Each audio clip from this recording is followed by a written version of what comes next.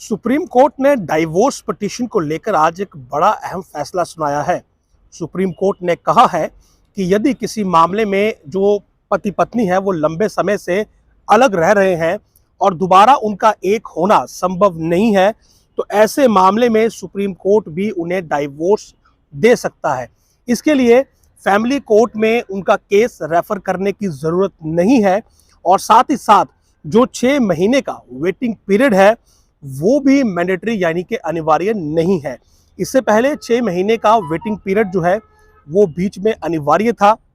और अभी भी जो बाहर के फैमिली कोर्ट है वहाँ पर शायद ये अनिवार्य है कि जब भी दो लोगों के बीच डाइवोर्स का केस फाइल होगा और जब उनकी आपसी रजामंदी के बाद डाइवोर्स होगा तो वहाँ पर भी 6 महीने का जो एक पीरियड रखा जाता है। लेकिन सुप्रीम कोर्ट ने कहा कि ये 6 महीने का जो वेटिंग पीरियड है ये ज़रूरी नहीं है, ये अनिवार्य नहीं है। यदि उन दोनों की रजामंदी है तो फिर इस 6 महीने के इंतज़ार की ज़रूरत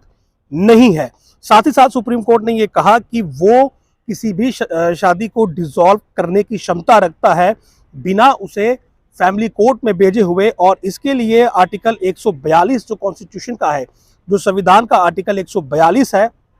उसके माध्यम से ये संभव हो सकता है। The supreme court on Monday said that it can dissolve a marriage on the ground of irreversible breakdown. तो सुप्रीम कोर्ट इररिवर्सिबल ब्रेकडाउन के मामले में किसी भी शादी को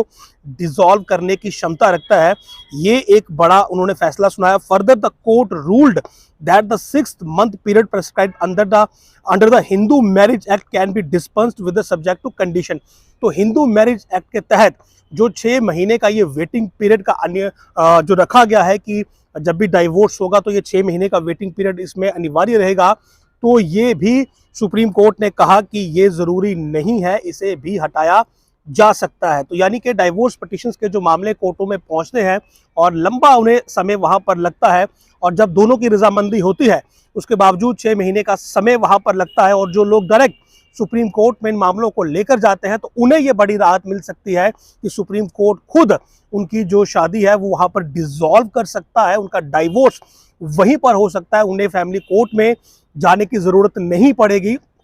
और इसके अलावा कोर्ट ने यह भी कहा कि ये 6 महीने का वेटिंग पीरियड भी ज़रूरी नहीं है जहां पर आपसी रजामंदी हो। हालांकि इस मामले में जहां पर कोर्ट ने ये लिखा है कि 6 महीने का जो पीरियड है prescribed under the Hindu marriage act ये डिस्पेंस हो सकता है, तो कोर्ट ने यहाँ पर ये नहीं लिखा कि ये इख्तियार केवल उसके पास है या कोई भी कोर्ट जो है वो इस फैसले को मान सकती है। लेकिन ये फैसला जब सुप्रीम कोर्ट ने सुनाया तो कहीं ना कहीं इस फैसले के रेफरेंस जो है वो बाकी कोर्टों में भी दिए जाएंगे, और जहां पर डाइवोर्स केस चल रहे हैं वहां पर इस केस का, इस फैसले का हवाला जो है वो जरूर वहां पर दिया जाएगा। और ये जो 6 महीने का अतिरिक्त एक वेटिंग पीरियड रहता है डाइवोर्स के बीच में, ये समाप्त हो जाएगा। तो कहीं ना कहीं जो लंबे डाइवोर्स पिटीशन चल रही हैं और लंबे समय से उनके मामले हल नहीं हो रहे हैं, तो यहाँ पर सुप्रीम कोर्ट का अहम फैसला है कि एक वो खुद किसी की भी शादी को डिसॉल्व करने की क्षमता रखता है जहां पर दोबारा एक होने की संभावना ना बची हो, और दूसरा जो 6 महीने का वेटिंग पीरियड है वो अनिवार्य नहीं है यदि दोनों की